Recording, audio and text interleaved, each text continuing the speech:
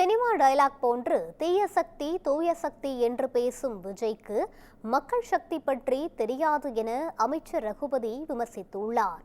புதுக்கோட்டை மாவட்டம் படவாளம் கிராமத்தில் செய்தியாளர்களிடம் பேசிய அவர், விஜய் எந்த காலத்திலும் எம்ஜிஆர் ஆக முடியாது என்று கூறினார்.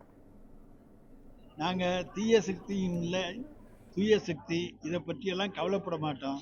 ஏன்னா எங்கள்கிட்ட இருக்குது மக்கள் சக்தி. அவருக்கு மக்கள் சக்தியை பற்றி தெரியாது.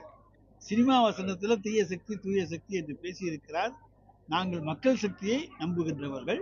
எங்களிடத்துல மக்கள் சக்தி இருக்கிறது.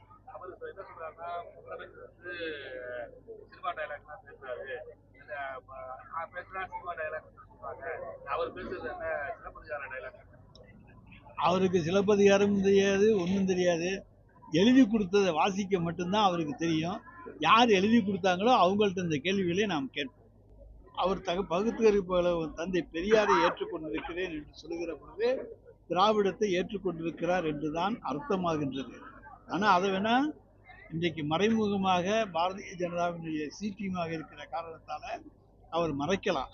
ஆனால் ஒன்று மட்டும் உண்மை, அவரை பொறுத்த வரைக்கும் அவர் எந்த காலத்திலும் அவர் நினைப்பது நடக்காது. சும்மா ஒரு 6 மாதம் ஆக்ட் பண்ணிட்டு ஒருத்தர் முதலமைச்சராக வர்றது, ஆட்சியை பிடிக்கிறது என்பதெல்லாம் சினிமாவில் நடக்கும், அரசியலில் உண்மையில் நடக்காது.